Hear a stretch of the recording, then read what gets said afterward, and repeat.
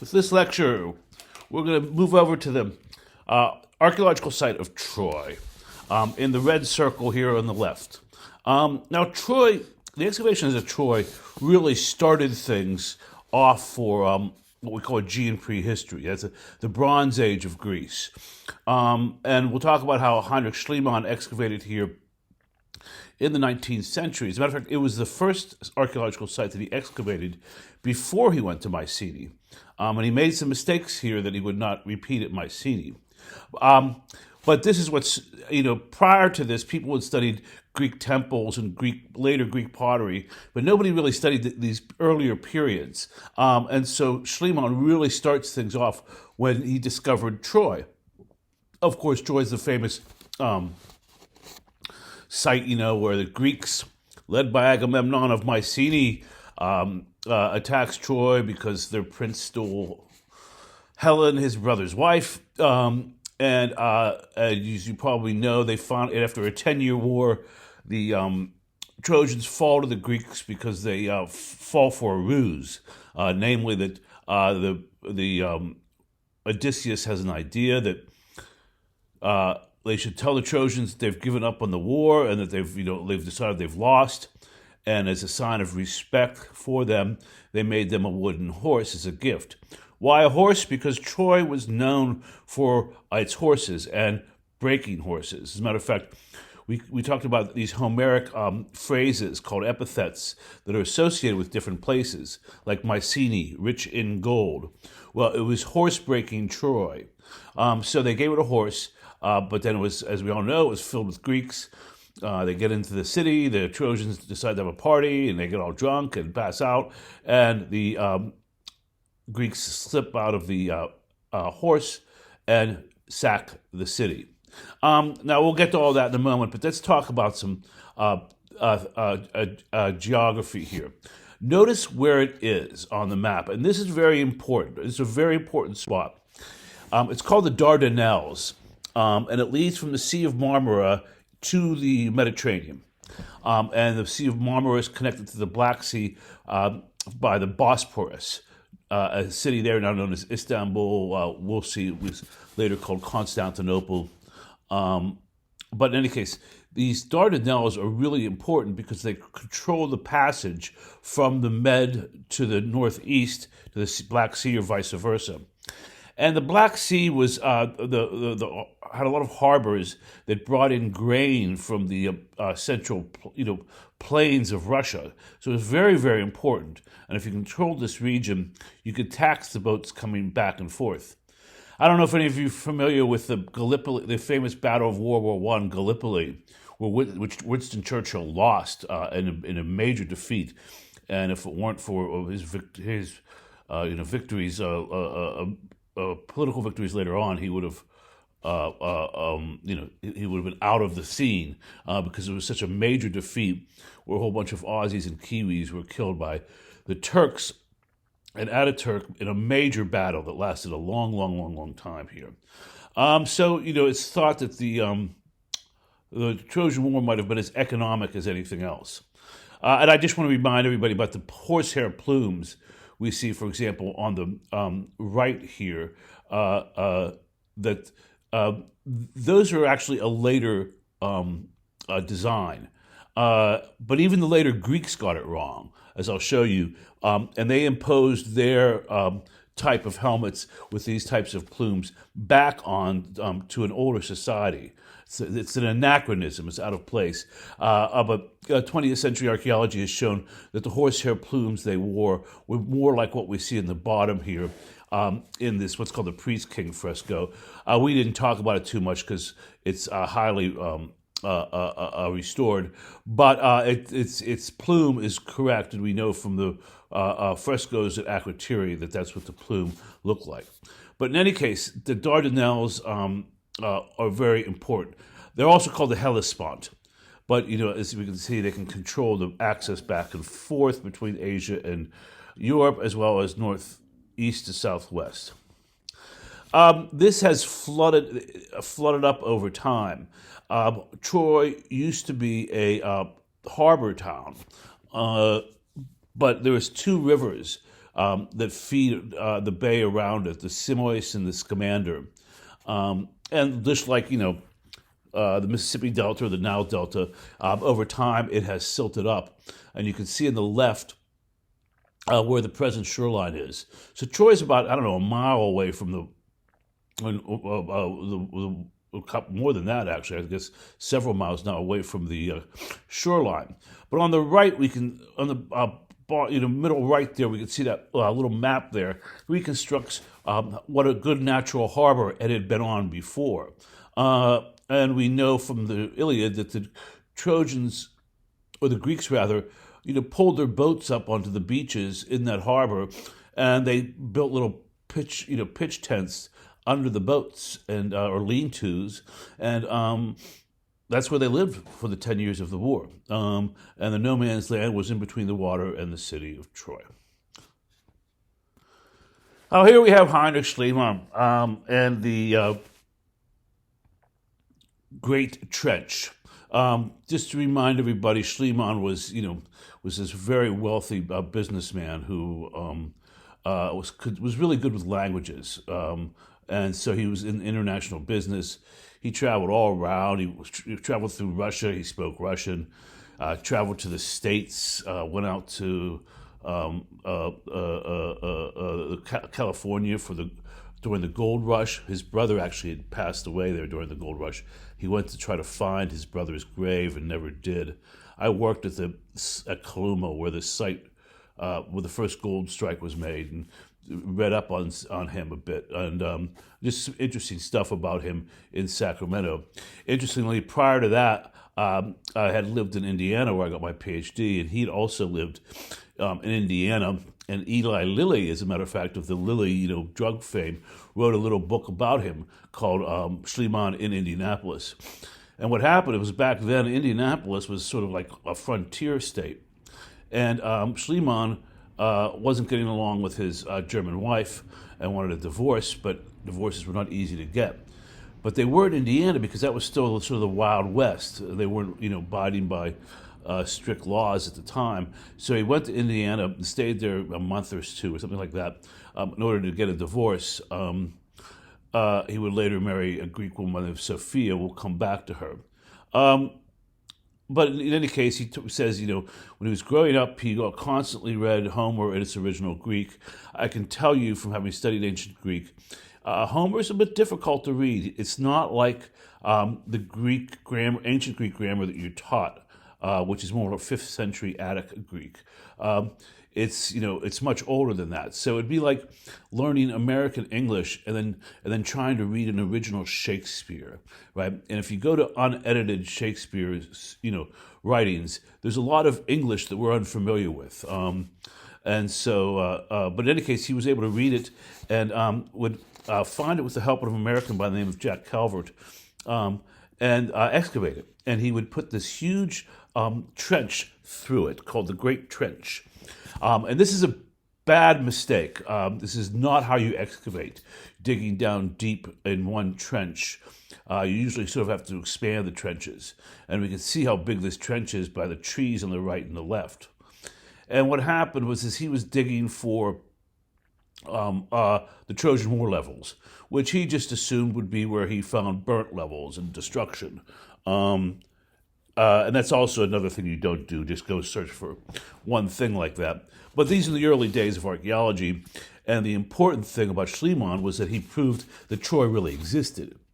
As we discussed before, it's a legend. It's not a myth. It's real events that's been elaborated with mythology, but that it did exist, and that surprised a lot of archaeologists, the sort of pros at the time.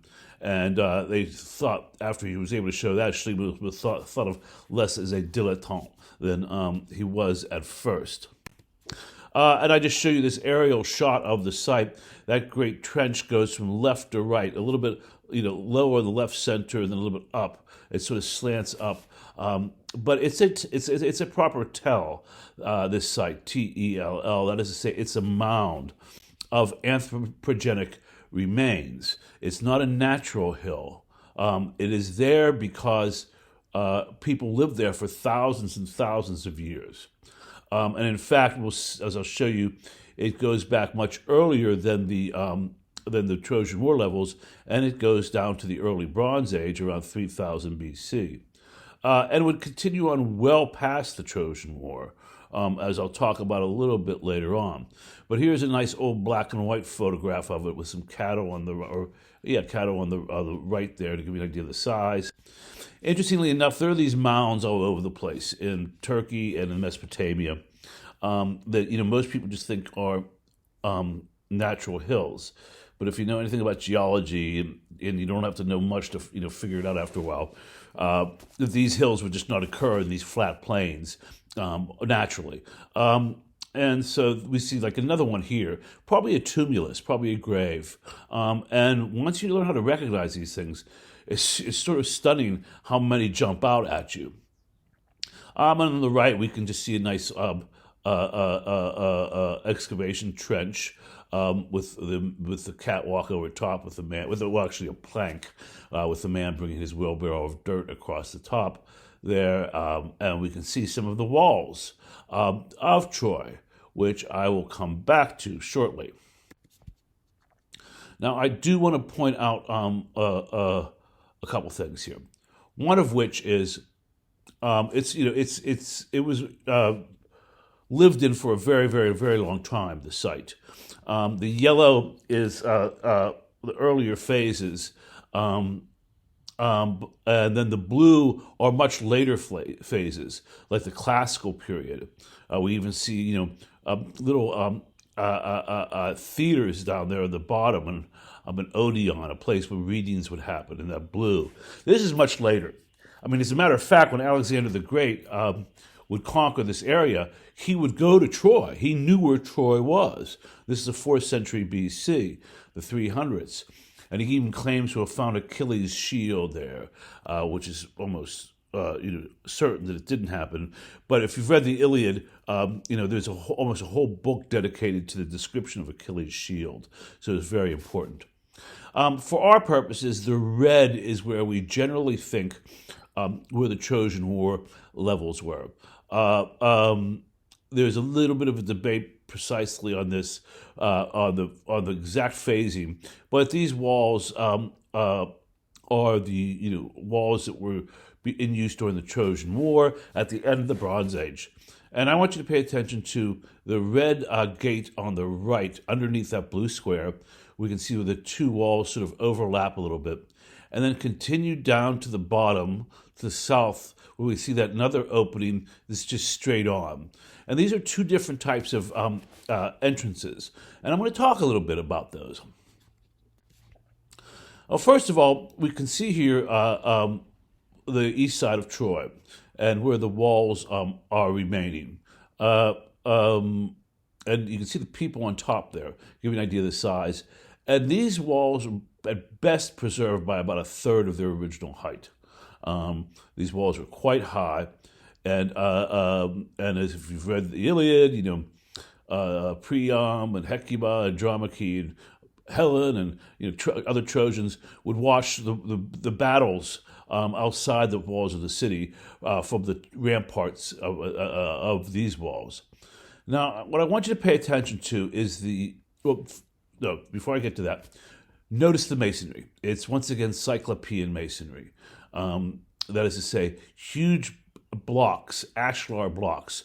Ashlar simply means they're cut, and with relatively smooth facing on them, and they're cut to fit, and they don't need cementing agent in between the rocks. The gravity itself holds them up. So we see the masonry that was used at Mycenae was being used here in Troy as well.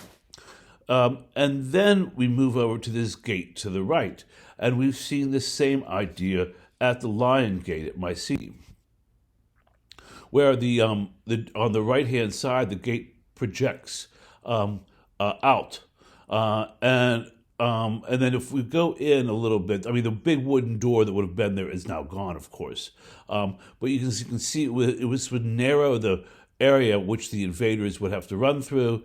And with walls on both sides, you can be shooting arrows down at the invaders or throwing spears.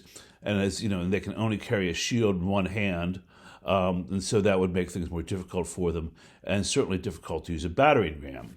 So that same idea that we saw at Mycenae's Lion Gate is used here as well.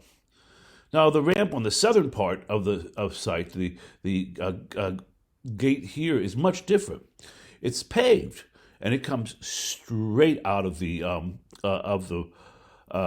palace, and doesn't have the defensive mechanisms as much as the one we just saw. Although these walls on the right and the left would have gone up, quite a bit, and so and there was a moat, as you will see, and it would have been better protected than it appears right now. Here is how it looks on the left, and a reconstruction on the right. We consider this the Scaeon Gate, which is the gate from which the royal family of Troy watched their son Hector be killed by Achilles, and dragged around the walls of the city 3 times behind Achilles' chariot, so he could drag the body and deform the body in front of his family. Achilles was so angry. But you can see on the left-hand side, first of all, the Great Trench. You give you an idea of just the size of the Great Trench there. But back to the ramp, what it's used for is, first of all, you could do things like on the right, which you could take wagons full of goods in and out. But more importantly, it would allow you to open the gates and release a flood of chariots onto the battlefield very fast. So the first gate that we saw could not be, consistently used. But as I said, this is the Scaeon Gate, which is we mentioned a lot in the Iliad. Now, one interesting thing that happens with Troy is its pottery. Now, the early and middle Bronze Ages of Troy, they're using local production. It's not like anything we've seen so far, or know on the mainland or on of Greece or on Crete or the Cyclades. It's its own different regional type. And in the early Bronze Age, they like to have these anthropomorphic vessels, as we see here. Its arms upraised, which, by the way, we'll see in some Greek pottery, but its arms upraised that could be used as a handle. And then there's later on in the Bronze Age, well, not later in the Bronze Age, it's continuing. It's still in the early Bronze Age. That's what I meant to say. Are these vessels called a depas amphipykeleon, or amphipykepelon, I should say. I'm sorry. But we'll just call it a depas for now. These 2-handled drinking cups. And these cups would cause Schliemann to make a massive mistake, because he would read his Homer, and he's looking one for the burnt levels, destroyed levels of the Trojan War, and he also is looking for these 2-handled cups called a depas in Homer, where everybody's drinking wine from them. And so he thought the ones on the left were. And so he dug down to that level. What he didn't realize he was doing, though, however, we now know, but he didn't at the time, was that he dug right through the Trojan War levels. This is in the Great Trench. And went down to the early Bronze Age, to 2,500 BC, around there, and confused the levels. We now know that the vessels on the right, the kylix, what we now call kylix, was what they called a depas. I shouldn't say now called kylix. Kylix was a word used in the ancient Greek, but a little bit later on. And this vessel, which you'll see is very common at Mycenae, very, very common in the late Bronze Age of the mainland, as a drinking cup. So the confusion of these two caused Schliemann to make some major mistakes. Here we see the stratigraphy of the site, and you can see that there's all these levels here. And as I said, it goes to the early Bronze Age on the bottom there. till up, till modern times. That is on the very top one where it says the hill of Hisarlik. I'm sorry, Hisarlik is the modern name for that area. Right? They don't call it Troy anymore. But if you look below it, on the sort of second and third from the top, you'll see classical structures we're going to run into in later on Greece. The site was continued to be occupied. It's now considered that level 6 was the level of the Trojan War. Some people argue that it's 7A, but for our purposes, it's there. We're close enough. And by the way, wouldn't take till Carl Blagan, the great American archaeologist, who, as we'll see, will dig Pylos. I'll talk about that in an upcoming class. But he would also, he's a great American archaeologist. At the American School in Athens, the library is named after him, the Blagan Library. There's fellowships in his name. There's a chair of Aegean archaeology at Cincinnati, named after him. He is the big American archaeologist that ever worked in Greece. Quite frankly, that ever worked in Greece. I mean, he's one of the major ones. And he shortly after Schliemann was done, he would go to Troy and he would restudy the stratigraphy and the pottery and figure out what's the mistake that Schliemann made. But back then, they were still trying to figure out what pottery went with what date, etc. But he does figure that out. In any case, what he found, though, what Schliemann thought was the Trojan War was in fact the early Bronze Age of Troy. So he was chronologically well off. I mean, not well in the sense of good, well, I mean, a lot off chronologically. One of the things that results of this is that he finds this treasure that he calls Priam's treasure. Priam, Priam. Priam was the father of Hector. So he was the king during the Trojan War. And so Schliemann found all these bronzes and other tools and jewelry, gold jewelry, as we'll see. And it was a spectacular find. Now, there's a couple problems with this collection. First of all, Schliemann had a bad habit of when he made big finds, he and his wife Sophia, who I'll show you in a moment, would dig them by himself, which made people suspicious, like with no workmen around all of a sudden.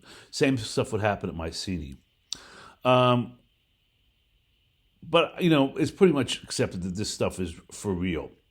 There is, though, the problem. I mean, that Schliemann was early on, and he went through his fortune pretty fast, and he needed to, make the project sexy, as they say, make it exciting. And when he sent these pictures back of this find, he was able to get more funding. So people think, that made people suspicious as well. But finally, this stuff makes it up to Germany and is put into the Pergamon Museum in Berlin. And then after World War II, as you all know, Germany gets divided into East and West, and Berlin's well into East Germany, but it's sort of a separate little city where the western side is occupied by the Allies, the Americans, the Brits, the French, etc., and the eastern side by the Russians. And the Pergamon Museum is on the eastern side. And the treasure disappears. World War II, right at the end of World War II. And so, everybody's going, where'd it go, Russia? Where'd it go? And he's like, they didn't know. It's war. Things are crazy in war. Who knows what happened? Well, when the USSR collapsed at the end of the 1980s, this all of a sudden popped up in the main museum in Moscow, and it was in the basement all the time. And it's still being fought over of who should get it. The Greeks say, they want it back, but then the Turks say, no, it was found in Turkey. It wasn't found in Greece. The Germans want it back for their museum, etc. So it's caused a lot of problems and headaches over the years. But we can see these, there's large vessels at the bottom, although that one on the bottom right looks to be a shield.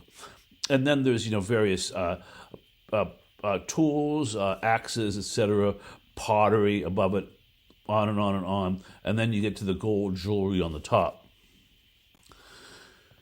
I was in, Jesus, uh, uh, in Greece during the centennial celebration of his passing, quite frankly, of Schliemann's passing in 1990. They put out these nice stamps in honor of him. His spectacular house in Athens is still a museum, although it's for the Numismatic Society. It was people who study ancient coins. But here is his wife on the right, Sophia. Sophia is a young Greek, a woman, and Schliemann is a lot older than she is. But he wants a Greek wife. He considers it this sort of legitimize him and his excavation of this stuff in Greece. The biographies are coming out now that she was very, very unhappy with it. He was a much older man. But in any case, she poses here wearing the jewelry, the gold jewelry that they found at Troy. There's a very famous slide of her. And so these are the spectacular finds of Troy. As I mentioned in the last class, or mentioned earlier, Troy will continue to be occupied after the Trojan War. It wasn't razed to the ground, but these are the excavations at Troy became the starting point for the archaeology of the Bronze Age in the Aegean. Now, a couple of things that I need to point out, or one last important thing I need to point out before we move on, is the idea of the Trojan horse. This is from a later period, this vessel, and I'll come back to it. It's a vessel from the island of Mykonos, and it shows a horse there with soldiers, a couple standing on top, some of them underneath. But then we see all these windows with faces in them, showing that there's people inside the horse. By the way, we see that the horse is artificial because notice it doesn't walk on its hooves, but it has little rollers on the paws. You see that there? And things are a bit outsized. Where, for example, the guy on the lower right window, his hands out and he's holding a scabbard and a sword that are way, way too big in comparison to his body. But in any case, we can talk more about that later. But I want to point out a couple of things.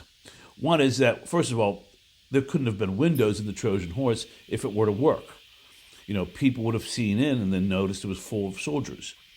But if it's just a horse with no window, the viewer doesn't know, it thinks it's just a horse, especially since there's no writing on this vessel to tell the viewer what they're looking at. So the windows are put in to tell people that there are horses on the inside. But also notice by this point, this is a few hundred years after the Trojan War, they've already changed their helmets and their plumes. And so we see this anachronistic plume put into the Trojans, put onto the Trojans already. If you go to the modern site, there's a reconstruction of the horse. This is quite big, actually. This thing. Notice those trees around it. That cypress tree is a full-grown cypress tree. It's a big reconstruction. Pretty impressive. And so now, as I said before, we believe it is Troy 6, perhaps 7a. That's the period when the Trojans would have fought the Greeks. Now, I do want to point out in this reconstruction is notice that there's a lower city outside the walls that are enclosed by a larger wall, which, by the way, has recently been found. I'll come to that in a moment. But notice on the top of the slide is basically a beach that goes out to the harbor. And that would have been the no man's land where the Greeks and the Trojans would have fought it, battled it out. Interestingly enough, there's still excavations going on. University of Cincinnati still excavates there. Then that's where Blagan, our great American archaeologist, who I'll come back to a lot, he taught at Cincinnati. So for the field of study of Aegean Bronze Age archaeology, Cincinnati is the place you want to go. And so they continue to excavate there, and the Germans from Tübingen have an excavation going on as well. And you can see in the center there's those big white blocks. Well, take my word for it, those are much later than the Trojan period. Those are classical or Hellenistic. But in any case, it's evidence of the later occupation. And then we can see the soil is still unexcavated above them, behind them, but above them on the slide. So there's excavation still going on there. And just like we can see here with the man taking notes and these planks for these intrepid wheelbarrow guys, man. I mean, if you've ever handled a wheelbarrow full of dirt, you know how unwieldy it is, and you see how thin that plank is.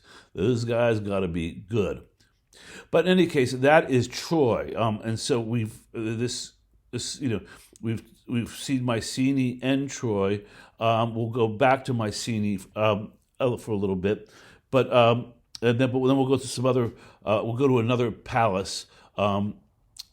In Greece, that of King Nestor, the American excavations at Pylos or Pylos. But this is the end for Troy.